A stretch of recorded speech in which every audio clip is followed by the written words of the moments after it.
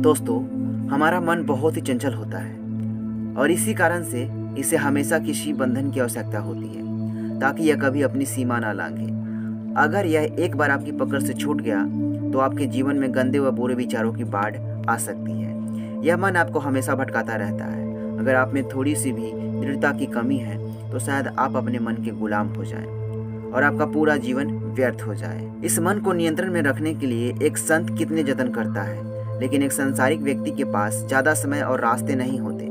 कबीर दास ने अपने मन को नियंत्रण रखने के लिए एक रास्ता सुझाया है जो सभी गृहस्थी और सांसारिक व्यक्ति के लिए बहुत ही आसान है और प्रभावी भी है। तो चलिए जानते हैं इस प्रसंग के जरिए कि वह रास्ता आखिर क्या है। चलिए इस कहानी को शुरू करते हैं। दोस्तों, उससे पहले आप सभी को नमस्कार और सत साहेब और आपका इस चैनल में स्वागत है। दोस्तों, तो चलिए इस वीडियो को अब शुरू करते हैं।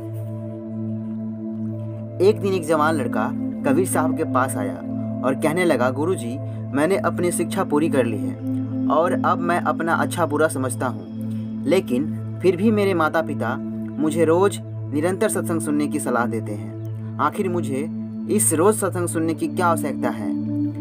कबीर जी ने उस युवक के प्रश्न को सुना, लेकिन प्रश्न का उत्तर ना देते हुए एक हथौड़ी उठाई और पास ही जमीन पर गड़े एक खूंटे पर जोर से मार दी। युवक उत्तर पाने का थोड़ी देर इंतजार करता रहा, लेकिन उत्तर ना मिलने पर अनमने भाव से वहां से चला गया। अगले दिन फिर वह कबीर साहब के पास आया और कहने लगा, मैंने आपसे कल एक प्रश्न पूछा था पर आपने कोई उत्तर नहीं दिया। क्या आज आप मेरे सवालों का उत्तर देंगे? कबीर जी ने फिर उसकी बात सुनी, लेकिन फिर से जवाब नहीं दिया, बल्कि फिर से एक खूंटे के ऊपर हथौड़ी मार दी। युवक ने सोचा कि संत पुरुष हैं, शायद आज भी मौन में होंगे। वह तीसरे दिन फिर आया और अपने प्रश्न का दोहराने लगा।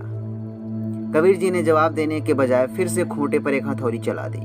अब युवक परेशान हो गया और बोला, आखिर आप मेरे प्रश्नों का जवाब क्यों नहीं देते? मैं 3 दिन से आपसे एक ही प्रश्न पूछ रहा हूँ। कबीर जी ने उसे मुस्कुराते हुए कहा, मैं तो तुम्हें रोज तुम्हारे प्रश्नों का जवाब दे रहा हूँ। देख नहीं रहे कि मैं क्यों रोज इस खूंटे पर हथौड़ी मार रहा हूँ? युवक कुछ समझा नहीं। उसने इस बात का अर्थ पूछा। कबीर जी ने कहा, मैं इस खूंटे पर हर दिन हथौड़ी मारकर जमीन पर इसकी पकड़ को मजबूत कर रहा हूँ। यदि मैं ऐसा नहीं करूँगा तो इसे बंधे पशुओं की खींचातानी से या किसी की ठोकर लगने से यह खूंटा निकल जाएगा।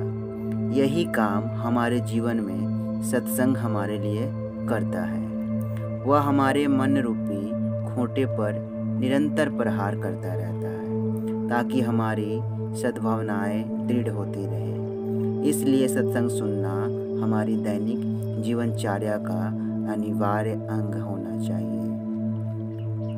सत्संग से जीवन में सत्य चर्चा, सत्य चिंतन, सत्यकार और परिहित की भावना का जन्म होता है, जो उसे निरंतर जीवन में आगे बढ़ाता है, हमारे आत्मबल की पुष्टि करता है और निरंतर हमारे जीवन में मार्गदर्शन भी करता है। सत्य चर्चा, सत्य चिंतन और सत्यकार, परिहित और सत्य कथाएं सुनकर हम अपने आगे के जीवन का मार्गदर्शन प्राप्त कर सकते हैं। इसलिए सत्संग हमारे जीवन में बहुत महत्व है।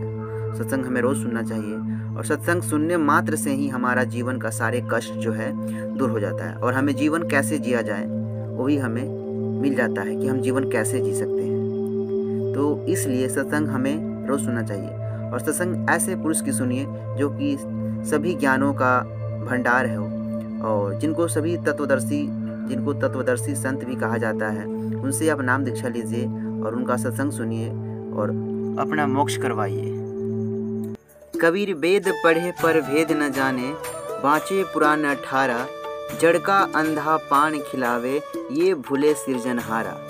दोस्तों, इसका मतलब सिर्फ आपको एक ही संत बता सकता है जो कि इस पृथ्वी पर तत्वदर्शी संत है, संत रामपाल जी महाराज। तो जाइए YouTube पे, उनका चैनल बहुत सारे वीडियो है, उन पे जाके सर्च कर सकते हैं और उनका वीडियो देख सकते हैं। तब तक के लिए सत साहेब।